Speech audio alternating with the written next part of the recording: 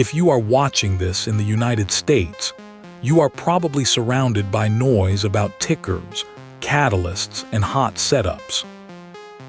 Here is the uncomfortable truth that separates accounts that survive multiple regimes from accounts that look brilliant for 3 weeks and then vanish.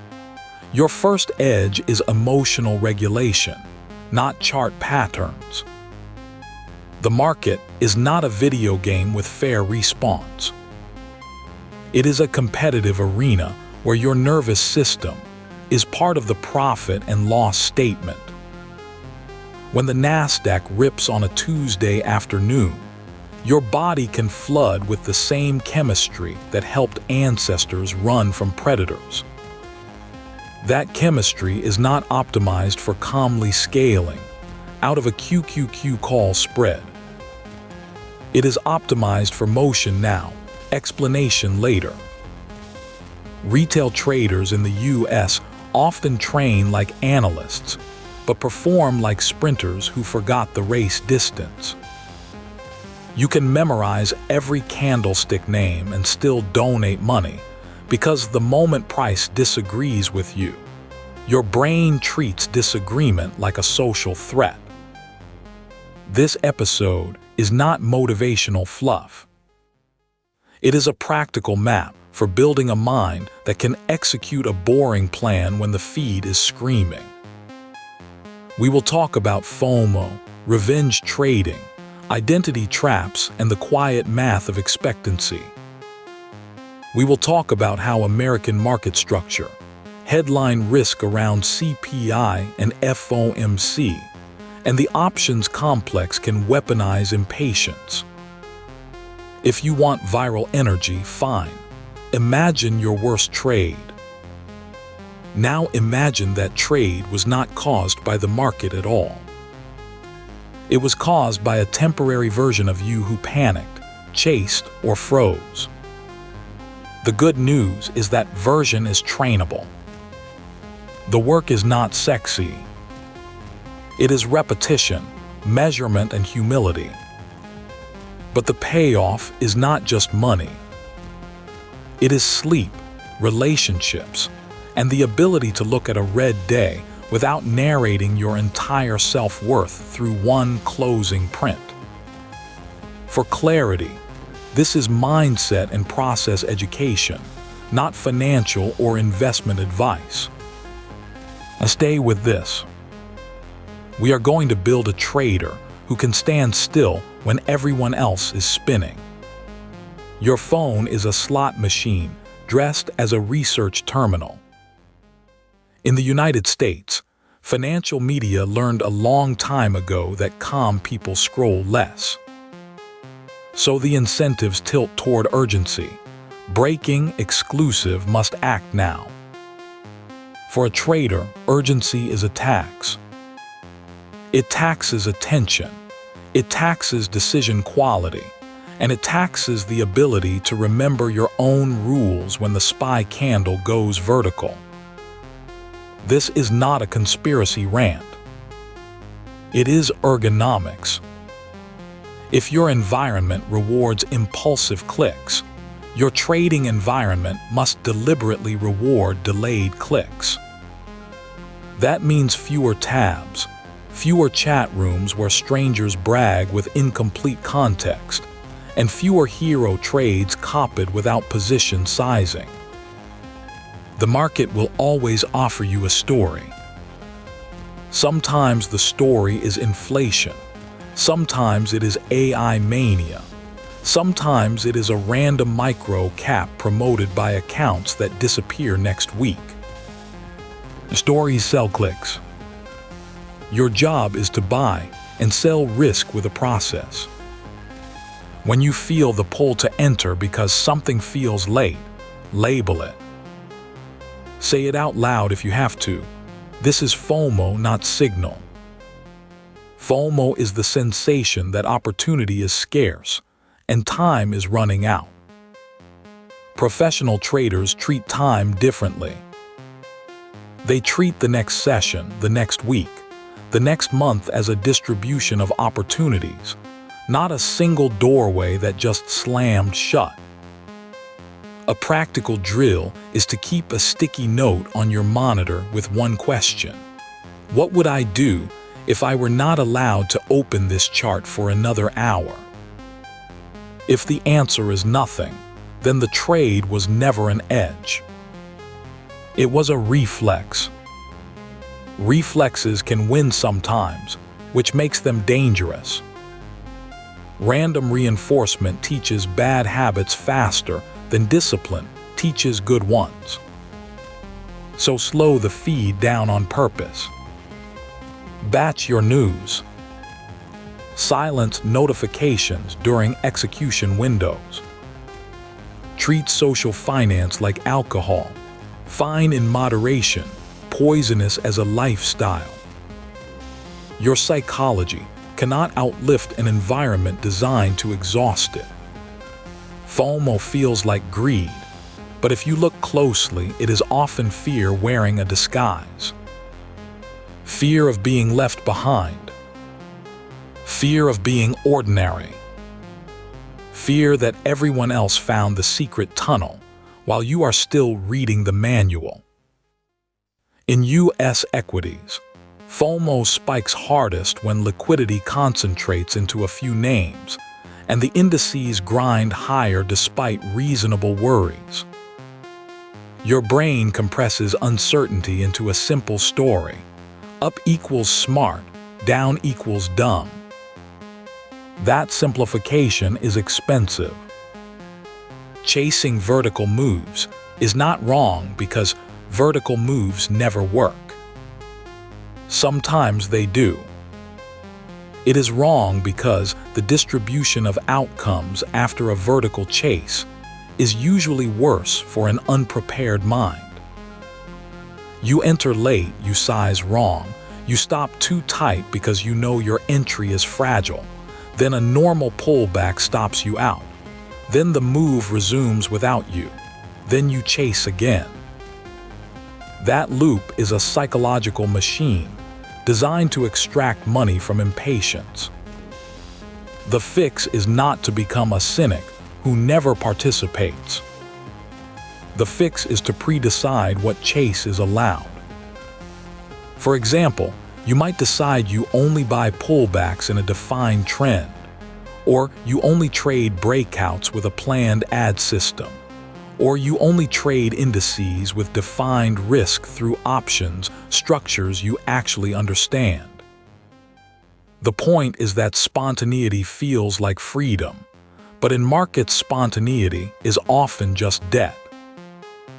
Debt always comes due. If you want a concrete mental reframe, treat FOMO like a bid you are placing on future regret. When you chase, you are buying a ticket to a show called Maybe I Should Not Have Done That. Sometimes the show is mild. Sometimes it ruins your week. If you journal even lightly, you will see a pattern.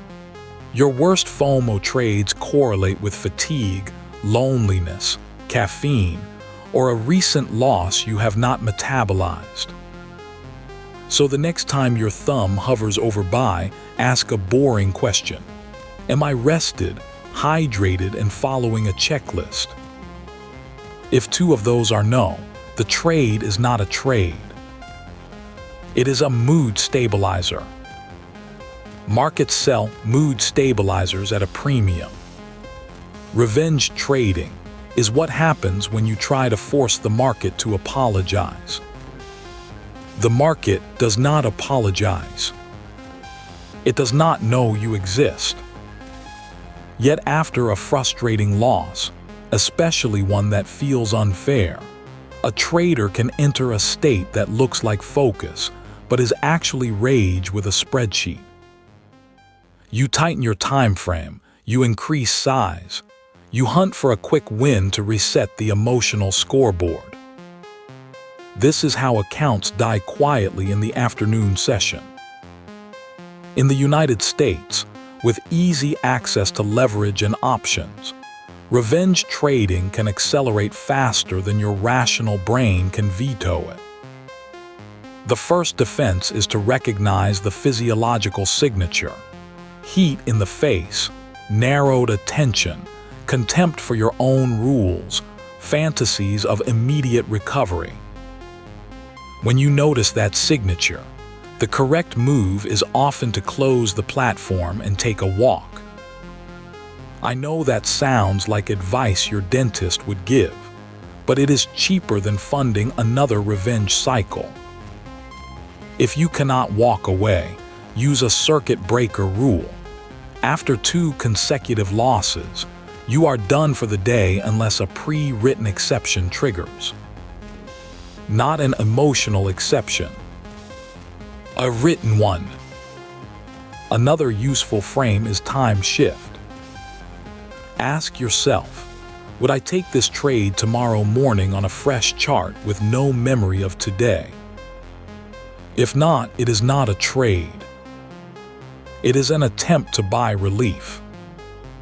Relief trades have terrible expectancy because they are optimized for how you feel in the next 5 minutes, not for how probability behaves over the next 50 trades. Some traders keep a separate tiny account for experimentation. That can help if you truly need action, but be careful it does not become a laundering machine where revenge simply moves venues. The healthiest long-term habit is to process losses like a coach, not like a prosecutor. What broke? Signal, execution, risk, or interpretation. Fix systems, not feelings, while feelings cool down. Your future self is not impressed by how fast you clicked after a red print. Your future self is impressed by how consistently you behaved when nobody was clapping. Most traders think position sizing is about risk of ruin. It is, but it is also about emotional bandwidth. A position that is technically within your risk limits can still be too large for your current nervous system. When size is too big, you interpret normal noise as danger. You micromanage. You exit winners early and hold losers hoping. In U.S. markets, where after-hours headlines can gap symbols, and where index futures can swing on one sentence from Washington, your size must match not only your account but your sleep and your stress load. A practical approach is to tie size to volatility and to your own state. For example, on high-event days like CPI or FOMC, cut size in half even if your ego wants to prove something. Ego is not a risk model. Another approach is to scale in slowly. The first entry is a probe, not a manifesto. If price behaves, you add where your invalidation is clearer. If price behaves badly, you lose small and you do not marry the idea. Many beginners do the opposite. They go full size on a fuzzy thesis, then add while underwater because averaging down feels like responsibility. Averaging down is sometimes correct for investors with a 5-year horizon. For short-term traders, it is often a psychological trap that turns a small loss into a career-defining loss. If you want a simple mantra for the United States retail environment, size so you can be wrong without becoming weird at dinner. If a trade will change your mood with your family, it is too big. Trading is a profession that rewards emotional boringness. Boring size, boring entries, boring exits, exciting long-term compounding. If your size makes you heroic, you are not trading. You are cosplaying. Cosplay is fun at conventions.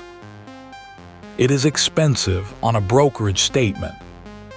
Losses hurt, but wins can mislead faster. After a streak of green days, your brain begins to confuse luck with omniscience. You start trusting your gut more and your checklist less. You widen targets because the market has been agreeable. You take marginal setups because lately marginal has paid. This is the subtle psychology of regime change. The United States stock market goes through personality shifts. Liquidity regimes shift, correlation shifts, leadership rotates from growth to value and back. A strategy that prints in one season can bleed in another while still looking reasonable on a chart. If your confidence rises faster than your sample size, you are building a cliff. The antidote is boring bookkeeping. Track your trades with tags. Setup type, market condition, time of day, event risk. When you review monthly, separate results by condition. You might discover your edge is not universal. It might be specific to morning trend days, or to mean reversion when the VIX is above 20, or to index trades only. That specificity is good. It is how you stop being a generalist who pays tuition in every environment. Another antidote is to pre-schedule drawdowns mentally. Not because you want them, but because they are normal. If you expect perfection, the first ordinary pullback feels like betrayal.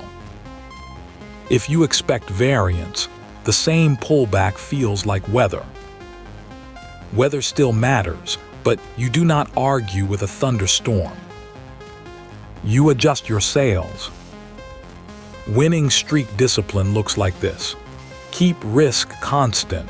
Keep lifestyle spending constant, and keep language about yourself humble. Say I executed well, not I am a genius. Genius language trains fragile identity. Execution language trains repeatable habits. Habits are what survive when genius leaves the building. Loss aversion is the well-studied tendency for losses to feel roughly twice as intense as equivalent gains feel good. In trading, that asymmetry shows up as early profit-taking and late loss-cutting. You bank winners quickly because it feels safe. You hold losers because realizing pain feels like admitting defeat. In the US, there is another layer. Taxes and reporting can make outcomes feel more permanent than they are. A realized loss becomes a line item, a story you tell yourself about the year. That can make traders avoid the healthy act of taking a small loss because they want to avoid the emotional stamp of failure. But the market does not grade your story. It grades your inventory of risk. A practical mental hack is to separate trade outcome from self-worth using language. Say the trade did not work, not I failed. That is not denial. It is accuracy. You are not the trade. Another hack is to define exits before entry. If invalidation is hit, the trade is over, full stop. If you wait until you feel like exiting, your feelings will be influenced by loss aversion, sunk cost fallacy, and hope. Hope is not a risk management tool. Hope is what remains when planning failed. For longer-term investors, loss aversion can also cause paralysis. Fear of buying near highs, fear of selling near lows, fear of doing anything. The middle path is rules with review dates. You act on schedule, not on mood. For active traders, The middle path is smaller size so that losses are informational, not existential. Informational losses teach. Existential losses teach too, but the lesson is often "I should not do that again," delivered in a voice you cannot unhear. Choose the smaller tuition when you can. Anchoring is when an irrelevant number warps decisions. The classic anchor is your entry price. The chart does not know your entry. Buyers and sellers do not care what you paid. Yet traders will defend a thesis because they need price to return to their number, so the story can end neatly. That need for a neat story is expensive. In American markets, where many participants watch the same big levels on SPY and QQQ, anchoring can also show up as obsession with round numbers and prior day highs. Those levels matter because crowds watch them, but your personal cost basis does not make a level more true. A healthier frame is to ask, if I had no position right now, would I enter here? If the answer is no, you should probably exit or at least reduce. This thought experiment is sometimes called the newbie test or the blank sheet test. It cuts through sunk costs. Another anchor is the high watermark of your account. Traders treat drawdowns from peak equity like moral failures.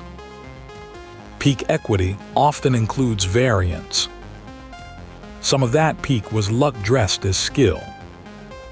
Treating it as a permanent entitlement is how people take absurd risks to get back to the number on the screen. A more stable anchor is process quality. Did I follow my plan? Did I size correctly? Did I log the trade? If process was good, outcomes over one trade are allowed to be bad. If process was bad, outcomes over one trade are allowed to be good, and you should still fix the process. Good outcomes from bad process are the most dangerous outcomes of all. They teach the wrong lesson at the wrong time. Anchoring also appears in social comparison. You anchor to someone else's P&L screenshot. You do not see their leverage, their drawdowns, or their deleted posts. Anchor to your own baseline, your own bills, your own goals. That is enough weight to carry. Confirmation bias is your mind's lawyer. It argues for what you already want. In trading communities, bias becomes a team sport. You follow accounts that agree with your positions. You dismiss accounts that disagree as haters or permabars or permabulls. The United States online trading ecosystem rewards strong opinions because strong opinions get engagement. Engagement is not the same as accuracy. If you want better decisions, build an internal red team. Before you enter, spend 5 minutes writing the bear case if you are long, or the bull case if you are short. Not a straw man version. A steel man version, the smartest reason you could be wrong. If you cannot articulate it, you do not understand the trade yet. Another technique is to track disconfirming evidence as carefully as confirming evidence. Did your setup fail in a way that matters? Did volume behave oddly? Did leadership stocks diverge from the index?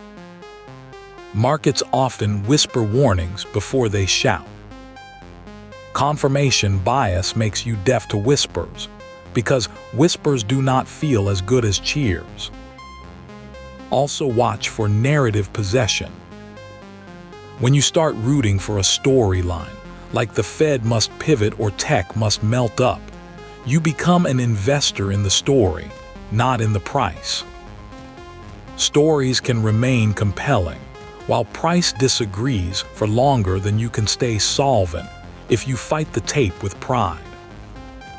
A practical rule for social media: treat posts as data about sentiment, not as instructions about your money. Sentiment can be traded, but only with a plan, not with a subscription. Your psychology improves when you treat online finance like a museum. Look, learn. Do not touch everything you see. One loss is weather. 2 losses can be variance. 3 losses in a row is often a signal that something is off. The market regime shifted, your execution slipped, or your mental state degraded. Many professional desks use a simple circuit breaker: 3 strikes and you step away. Not because 3 is magic, but because it forces a pause before the spiral. In U.S. session trading, the spiral often accelerates after lunch when energy dips and boredom rises. Boredom trades look like work, but they are often just gambling with a tie on. A 3-loss rule should be paired with a review protocol. After the 3rd loss, you write answers to 3 questions. 1. Did each loss come from the same mistake? 2. Was I fighting the trend or trading my plan? 3. Am I physically depleted? If the same mistake repeats, the fix is mechanical. Remove that setup from your playbook until you rebuild it with paper testing or smaller size. If you are fighting the trend, the fix is contextual. Learn to identify trend days versus range days in your market niche. If you are depleted, the fix is biological: food, water, walk, nap in session. Trading rewards people who can tolerate doing nothing. Nothing is not laziness. Nothing is a position. It is the position that preserves capital when your edge is absent. Some traders fear stopping because they equate stopping with weakness. Reframe it. Stopping is a risk management action. It is the equivalent of a pilot circling the airport when instruments disagree. Nobody calls the pilot weak. They call the pilot professional. Be the pilot, not the passenger screaming for takeoff in a crosswind. If you roll out of bed into a live account, you are not trading. You are improvising. Improvisation can work for jazz, not for risk. A pre-market routine is how you move your brain from home mode to desk mode. In the United States, futures and headlines start moving while coffee is still brewing, so routine matters even more. A solid routine has 3 layers: body, plan, and environment. Body means sleep, hydration, movement. Even 5 minutes of walking can reduce the amygdala hijack risk. Plan means you know your levels, your scenarios, and your risk budget before the opening bell. Write them down. Environment means clean desk, prepared platform, correct account selected if you have multiple, and notifications managed. The psychological benefit is identity priming. When you repeat a ritual, your brain gets a cue. Now we are the kind of person who prepares. Preparation reduces impulsive entries because impulsive entries thrive in ambiguity. Ambiguity feels exciting, but excitement is a tax. Another piece of routine is defining what you will not trade. Not every open is your open. Maybe you skip the first 15 minutes, unless volatility offers your exact pattern. Maybe you do not trade through CPI unless you are explicitly prepared for gap risk. Rules like these feel restrictive until you count how much money they save. Freedom in trading is not the ability to do anything. Freedom is the ability to say no without shame. Build a routine that makes no your default until your checklist says yes. That is how amateurs become consistent. Consistency is not charisma. Consistency is a calendar and a checklist having a quiet meeting while the crowd yells. Macro events in the US can turn charts into lightning. Even if you do not trade the news directly, you trade in the aftermath of expectations repricing. The psychological failure mode is impulse exits. You panic close a position because volatility spikes, then the market mean reverts, then you feel stupid, then you enter worse. Impulse exits are usually not about analysis. They are about the body interpreting volatility as threat. One mitigation is event scheduling. If you choose to hold through an event, you pre-accept gap risk in writing. If you are not willing to accept gap risk, you reduce or flatten before the print. Half measures are where accounts bleed, small enough to hurt, not small enough to be safe. Another mitigation is to separate investing trades from trading trades. Investing can tolerate events if the thesis is fundamental and the horizon is long. Trading often cannot tolerate random gap variance if the stop is tight. Mixing horizons is how people turn trades into accidental investments and investments into accidental gambles. Also watch language around the Fed. The Fed is not your coach. It is a policy institution that reacts to data. When traders personalize Fed decisions, they add emotional volatility to an already volatile tape. Trade reactions, not fantasies.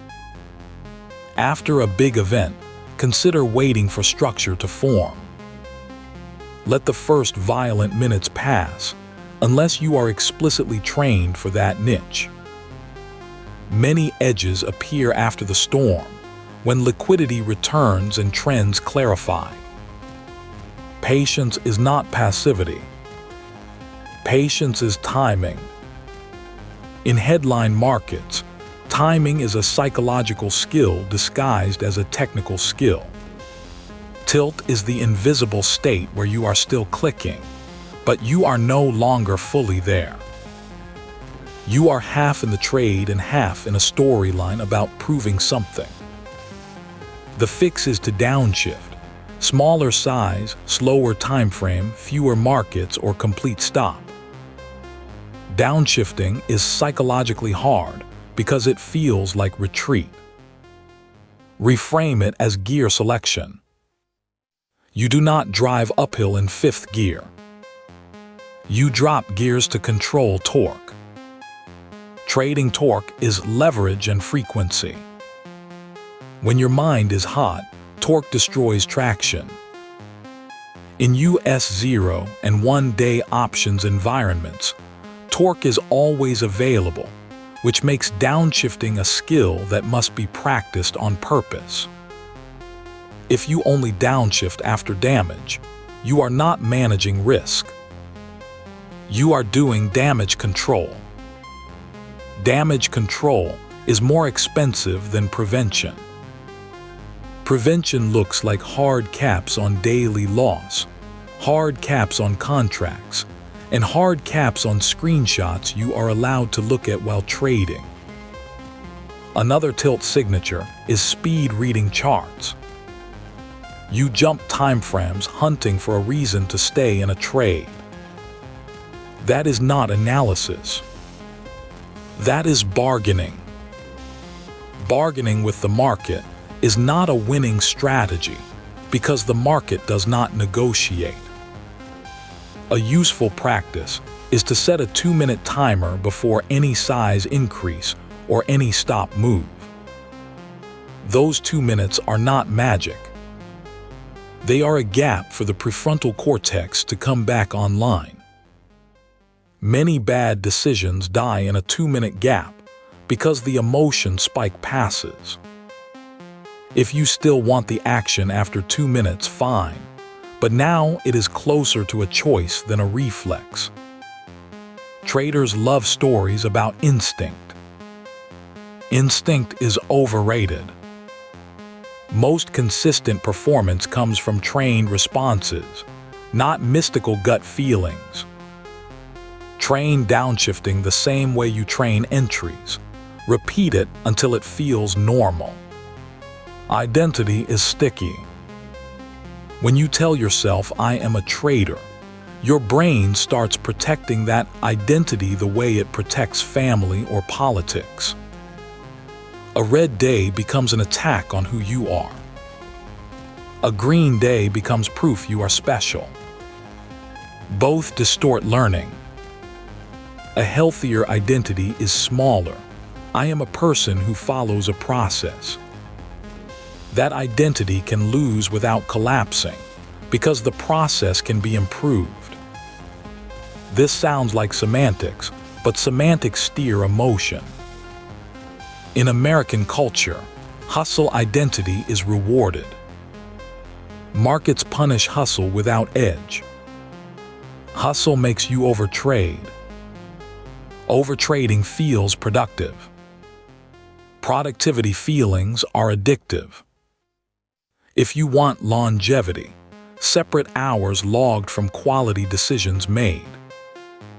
10 hours of chart staring with 5 impulsive trades is not discipline. It is a theater production called work.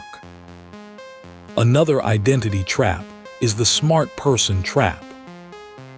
If you are smart in other domains, you may expect markets to respect your intelligence quickly.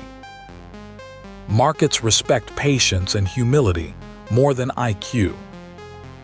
Smart people can talk themselves into complex trades they cannot manage emotionally. Simple rules executed consistently beat sophisticated theories executed inconsistently. Also beware performance identity on social media. Posting wins trains your brain to seek validation through risk. Validation seeking makes you take trades for an audience. Audiences do not pay your mortgage when a trade goes wrong. If you share online, share process, not just trophies.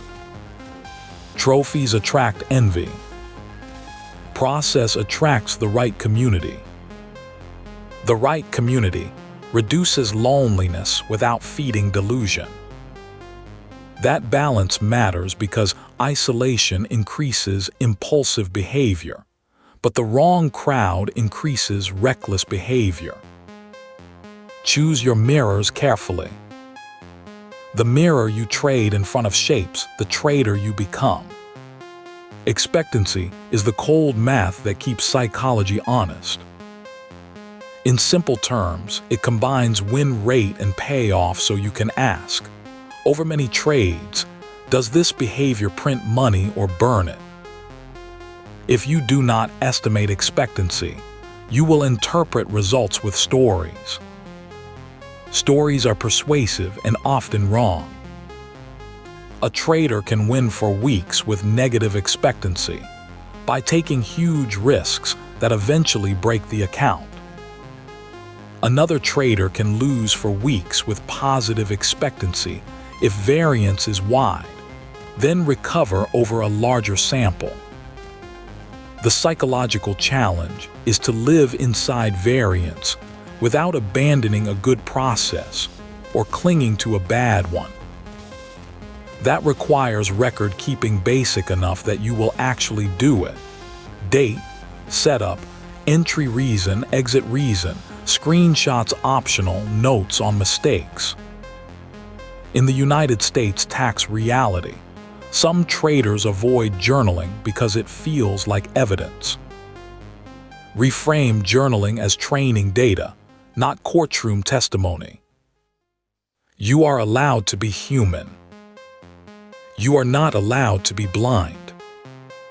Expectancy thinking also helps with outcome independence. Outcome independence does not mean you do not care. It means your self-respect is tied to execution quality, not to whether this one trade cooperated. If you tie self-respect to each trade, you will behave erratically because trades are noisy. If you tie self-respect to following rules, your emotions stabilize even when outcomes fluctuate. Finally, beware the crystal ball merchants selling certainty. Certainty is a product. Markets are uncertainty machines. Your edge is a slight tilt in probabilities, not a guarantee. Treat guarantees as red flags.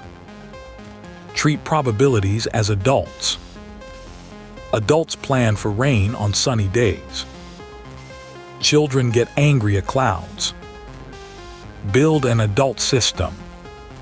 Drawdowns are inevitable if you take risk. The question is whether a drawdown purchases education or just pain. Education requires receipts, clear notes, identified leaks, adjusted rules. Pain without receipts repeats.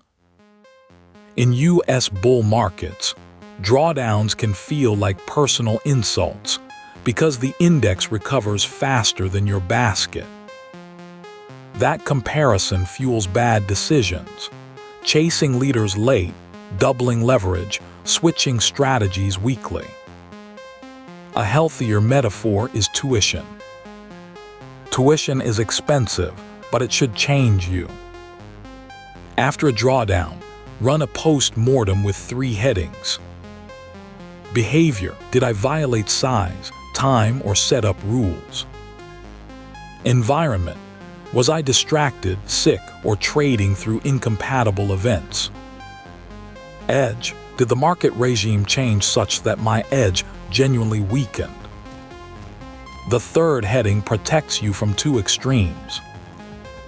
One extreme is blaming everything on psychology while ignoring a broken strategy. The other extreme is blaming everything on the market while ignoring emotional leaks. Truth is usually mixed. Also, separate drawdown types. A normal strategy, drawdown within historical bounds, is unpleasant but not necessarily an emergency. A drawdown caused by rule violations is an emergency of discipline, not of markets. Emergencies of discipline require immediate circuit breakers, not new indicators. If you treat every drawdown as a catastrophe, you will overreact. If you treat no drawdown as a signal, you will underreact. Calibration is a psychological skill learned through journaling and mentorship in time. There is no hack. There is only honest measurement and incremental improvement. The traders who last treat drawdowns like gym soreness, evidence of work, not evidence that lifting weights does not work. Scarcity thinking whispers, if you do not trade now, you will miss your shot. Markets open again tomorrow. Truly. Yet scarcity feels real because attention economics weaponize it. Overtrading is often an attempt to convert anxiety into action, because action feels like control. Control feelings are seductive when uncertainty is high. In liquid U.S. markets, there is always another setup forming somewhere. Always. The scarcity is usually not opportunity. The scarcity is calm attention.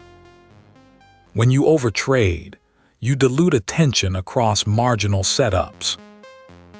Marginal setups have marginal expectancy, but they still carry full emotional cost.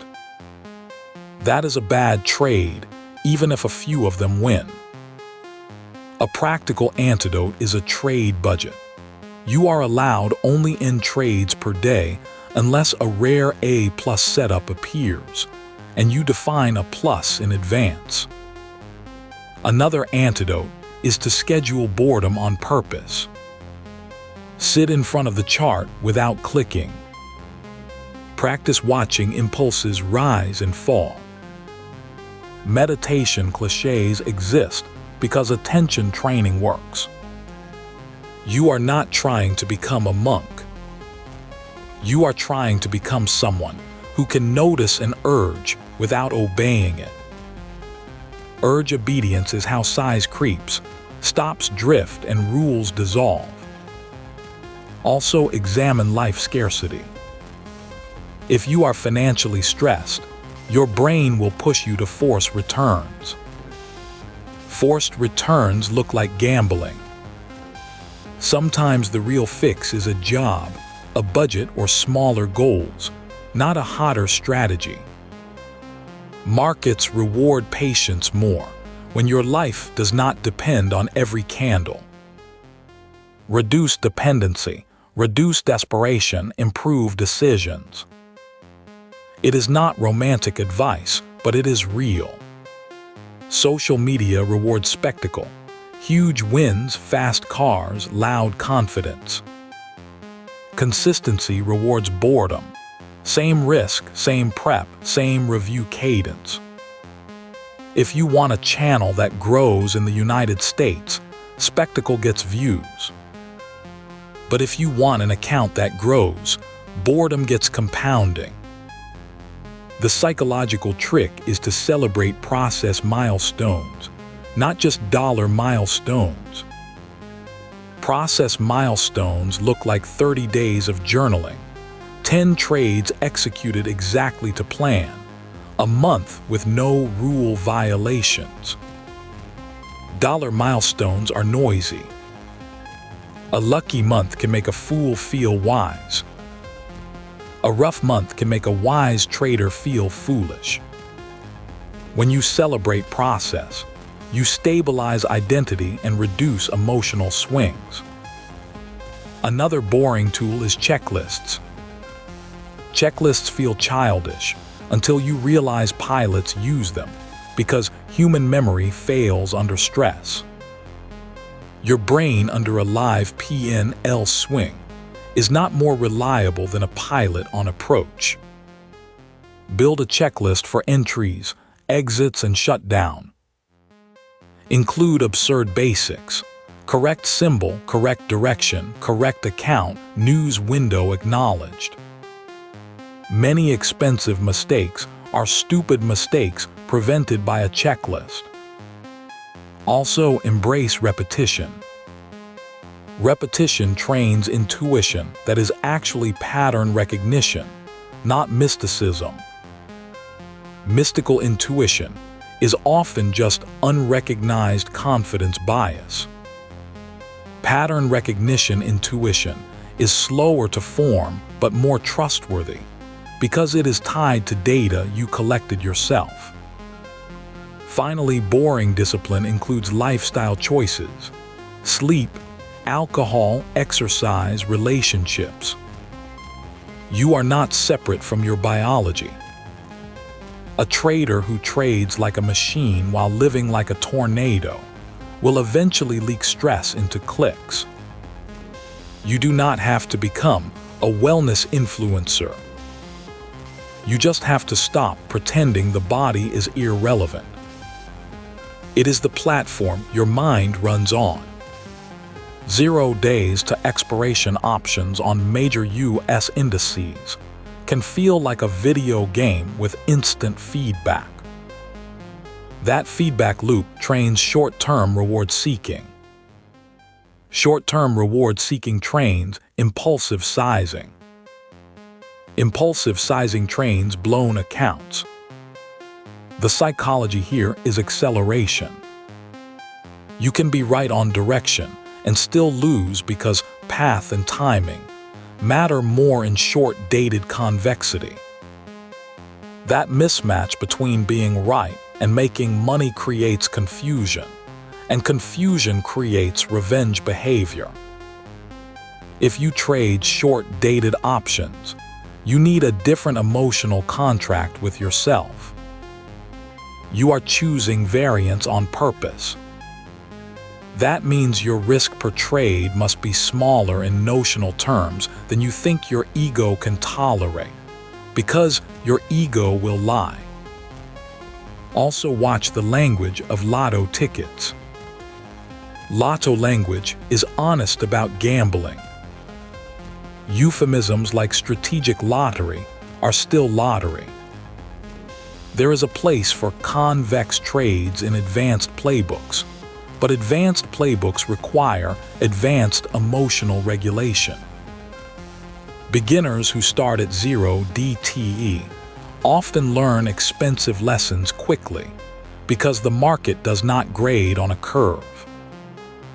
If you are newer, consider longer-dated structures or shares with defined risk until your execution journal proves you can follow rules under heat.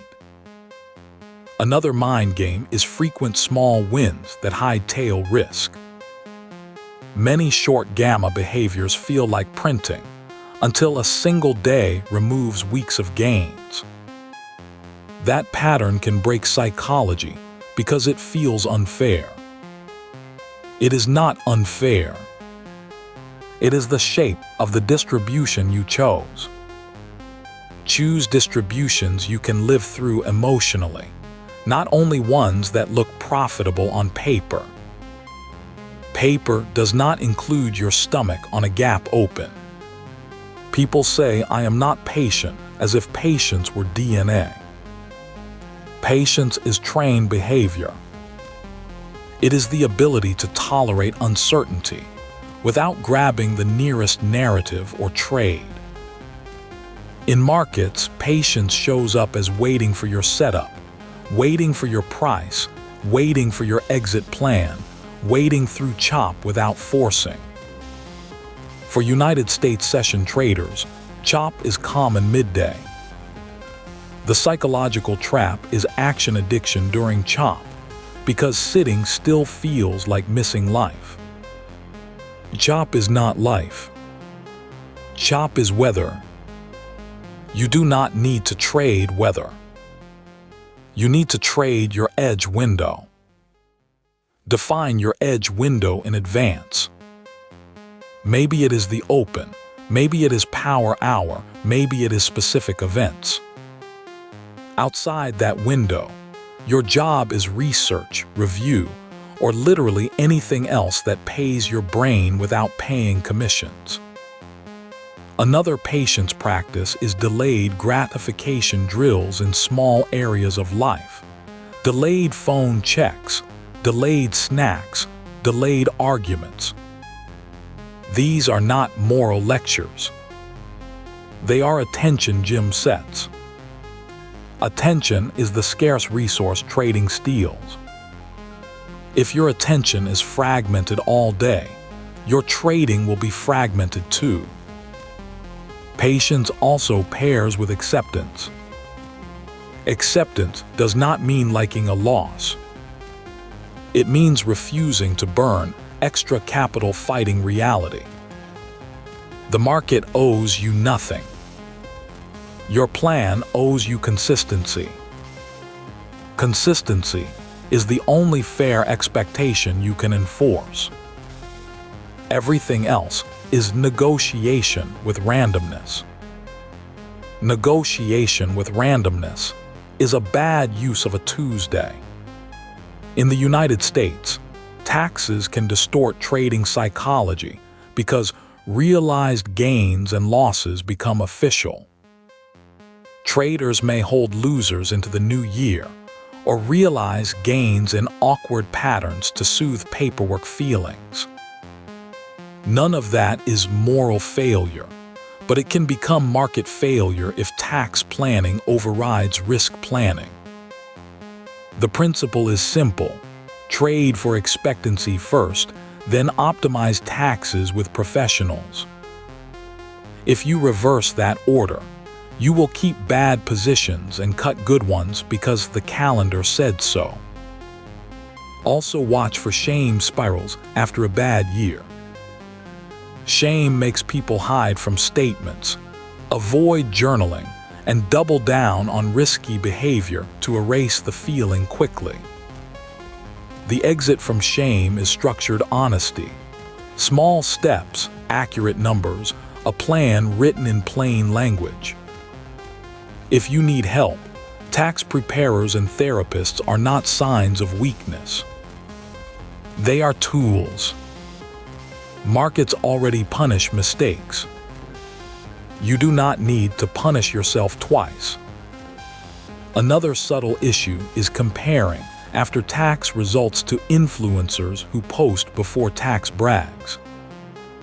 You do not know their expenses, their refunds, their debt, or their lies. Compare after-tax results only to your own prior quarters, and compare process quality to your own best weeks. Improvement is a fair standard. Perfection is a trap. Finally, remember that trading income volatility is real-life volatility. If your taxes swing wildly, your household budget should assume a conservative baseline, not your best month. Financial stability reduces forced trading, and forced trading is a psychological toxin. Stability feels uncool. Stability keeps you in the game long enough for skill to matter. Humans learn in groups. Trading alone can be isolating. Isolation increases mistakes. But groups can become herds, and herds stampede. The psychological goal is community that sharpens thinking without enforcing conformity. Good community asks questions. Bad community demands loyalty. If your Discord treats doubt as betrayal, leave. If your group shares risk parameters and encourages small size during rough patches, stay. In US online spaces, herd behavior spikes around meme symbols and around macro narratives that feel like sports teams. Sports team thinking is fun socially and dangerous financially because it replaces conditional probabilities with identity defense. A useful practice is to have one accountability partner who knows your rules and can text you when you post emotional messages. Not a coach who sells magic. A peer who respects boundaries. Another practice is to study market history as a community of ghosts. Old books, old crashes, old manias. History does not predict the future, but it vaccinates you against the illusion that this time is totally different. It is always a little different and a lot the same emotionally. Greed and fear travel across centuries. Only the tickers change. Build a community diet, more primary sources, fewer rage compilations.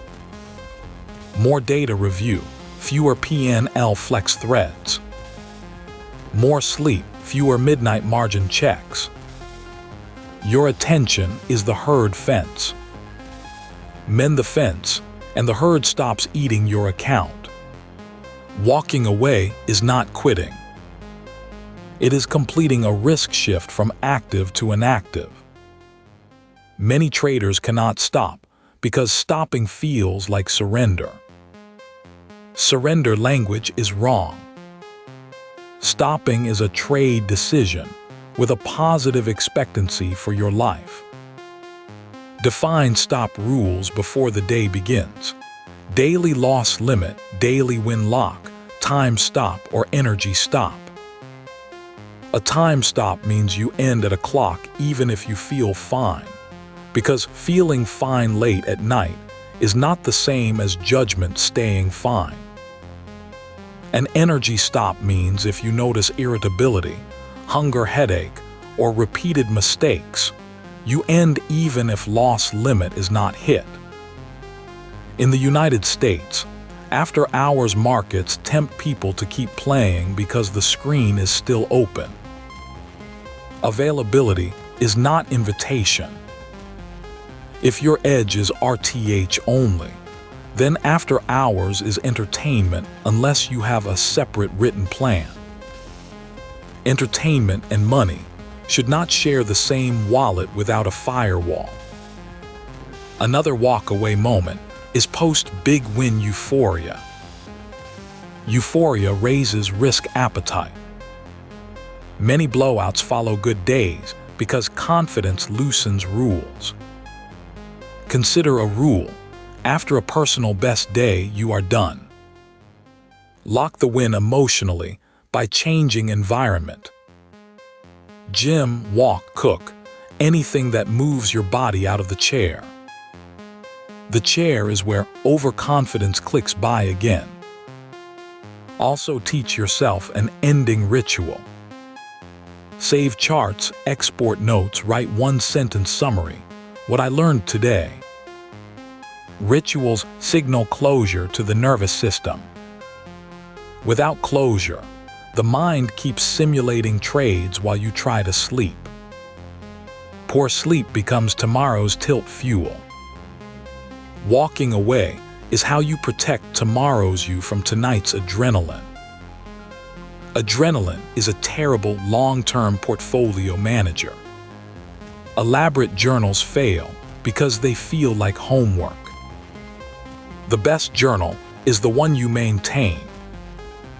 Minimum viable journaling is 3 lines. Setup, mistake or none. Emotional state on a 1 to 5 scale. That is enough to detect patterns over time. If you want more, add a screenshot and a single-sentence hypothesis for the next session.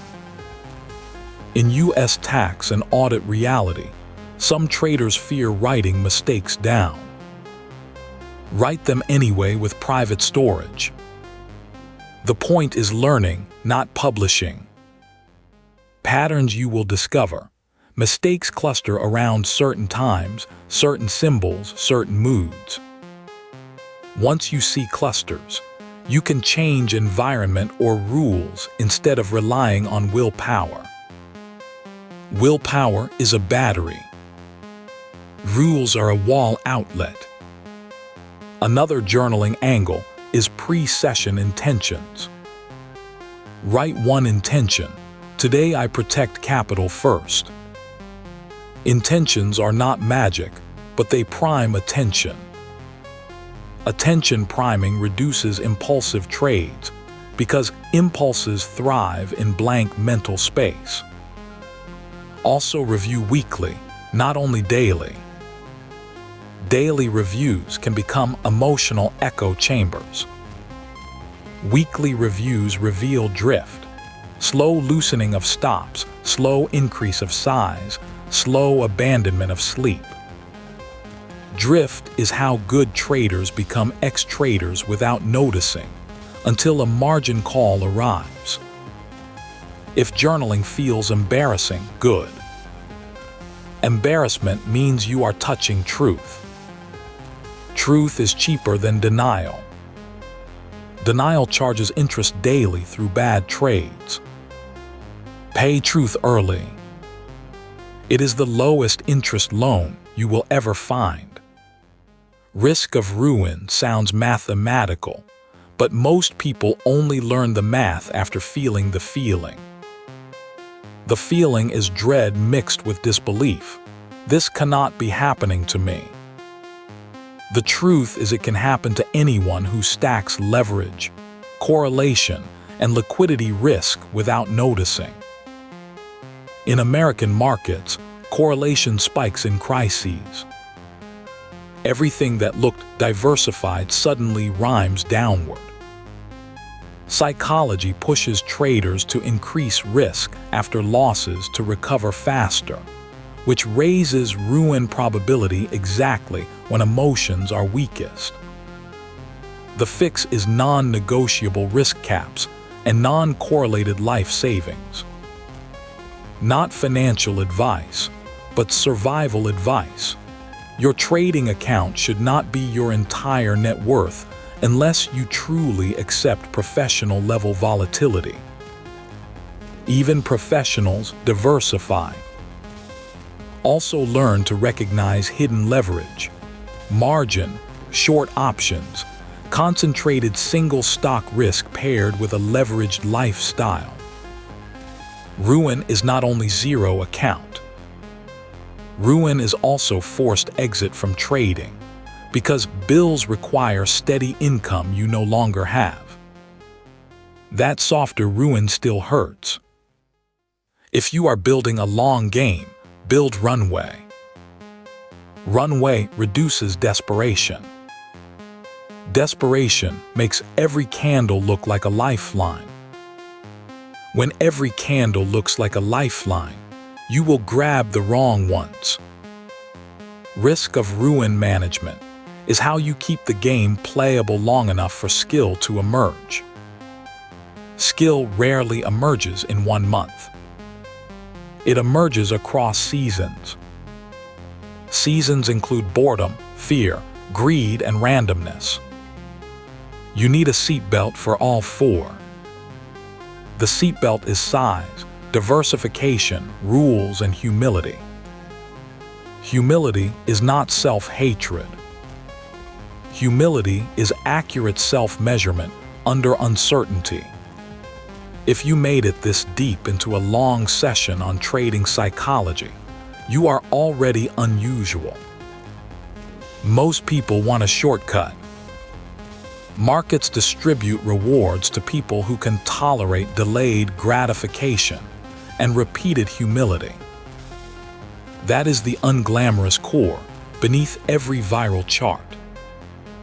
In the United States, where opportunity and risk are both oversized, your competitive advantage might not be a secret indicator. It might be sleep, emotional regulation, a written plan, and the willingness to be boring on purpose. Close this episode with one commitment you can keep for 7 days. A circuit breaker, a journal line, a size reduction, a news diet, or a walk before trading. Pick one, not 10. Small kept promises rebuild self-trust. Self-trust is what stops you from breaking rules when nobody is watching. Nobody is always watching. That is why integrity matters. Integrity in trading is not morality theater. It is engineering. It is how you align actions with goals when incentives tempt you otherwise. You will still lose trades. You will still feel FOMO. You will still hear noise. The goal is not to become a robot. The goal is to become a human who can choose responses instead of being dragged by impulses. That is the trader you build in private, long before any audience applauds. Build quietly.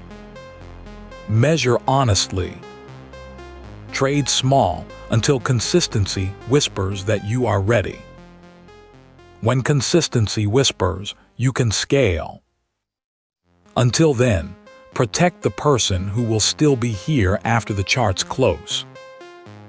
That person is worth more than any single session. Thanks for your attention. Now go touch grass, drink water, and come back with a plan. Many painful mistakes come from mixing timelines without noticing. The investor voice wants patience, fundamentals, and tax awareness. The trader voice wants fast feedback, tight invalidation, and flat risk at the end of the session. When you let the investor voice justify a trader loss, you hold and hope. When you let the trader voice manage a long horizon thesis, you chop yourself out of compounding with tight stops. Neither voice is bad. The conflict is bad.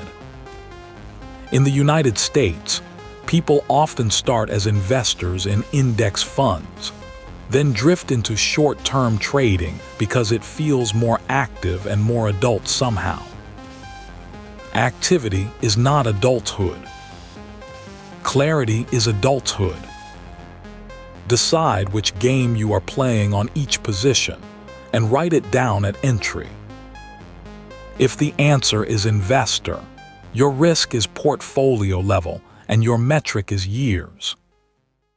If the answer is trader, your risk is trade level and your metric is R multiples across samples. When you blur the two, you get the worst of both worlds. The stress of trading with the slow bleed of investing mistakes, or the small wins of trading with the missed upside of investing patience. Another blur happens around earnings. Traders treat earnings like duels. Investors treat earnings like quarterly chapters. If you are a trader through earnings without a plan for gap risk, you are not sophisticated. You are gambling with a vocabulary upgrade. If you are an investor through earnings, volatility is part of the contract, but your position size must match that contract.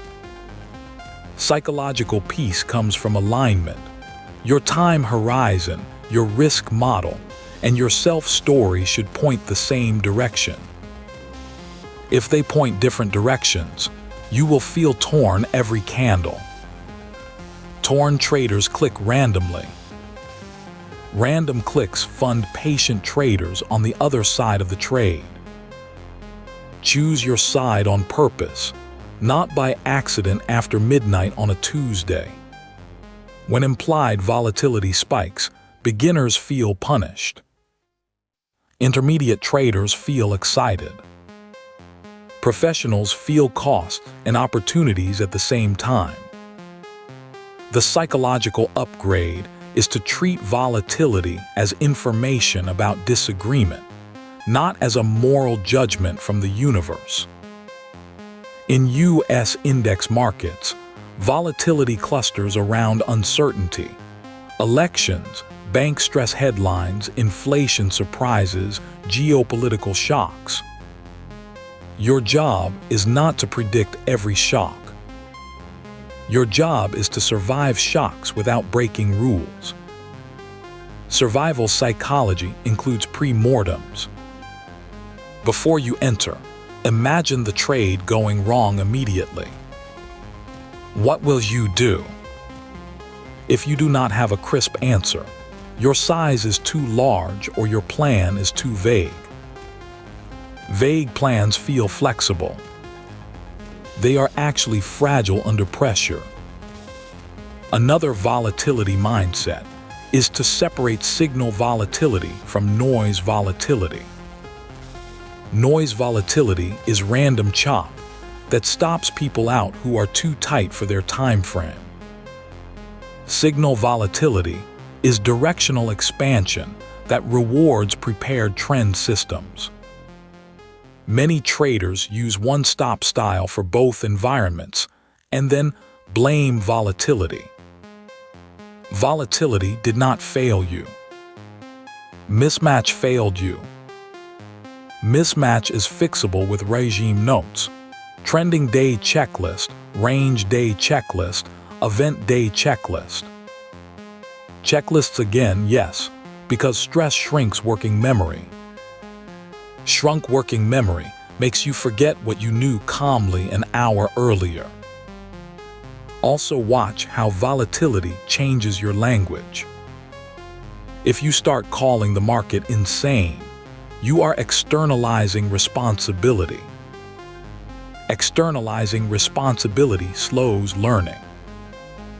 Better language is, "This environment is outside my playbook, therefore I do not trade it," or "I trade it with reduced size and wider invalidation." That language keeps agency where it belongs, with you. The market is not supposed to be gentle. Your rules are supposed to be sturdy. Sturdy rules feel boring until they save you once. Once is enough to pay for a lifetime of journaling. Build sturdy. Trade smaller on wild days. Let other people confuse bravery with recklessness. You are playing a long game even if your trades are short-term, because the long game is staying mentally solvent long enough for math to work. Math works in the dark when nobody is cheering. That is the game behind the game. Viral trading content sells peaks. Longevity sells process. If you are building an audience in the United States, remember that viewers remember how they felt more than the exact indicator you mentioned. This episode leaned into psychology because psychology is the hidden leverage in a crowded niche. Charts are public. Discipline is private. The traders who survive long enough to matter are not always the loudest. They are the ones who avoided the avoidable mistakes: blown accounts from size, repeated rule breaks from ego, relationship damage from sneaking screens at dinner, and health damage from never sleeping because futures trade overnight. None of that is glamorous content, but it is the foundation that makes glamorous wins possible without destroying you when variance turns. Carry forward 3 habits from this long session.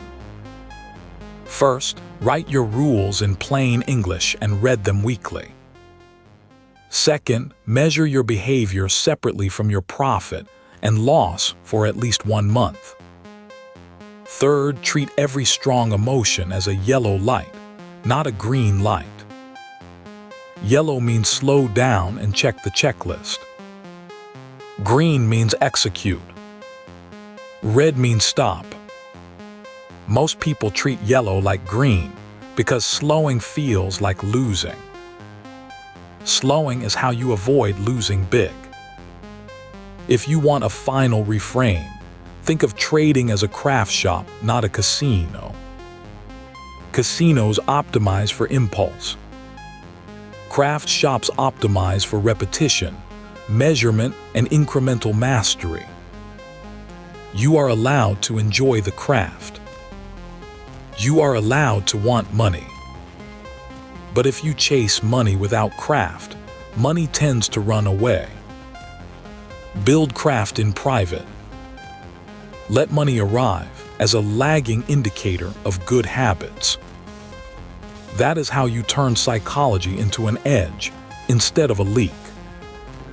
Thank you for spending this time seriously. The market will still be there tomorrow. Be ready, be rested, be rules first.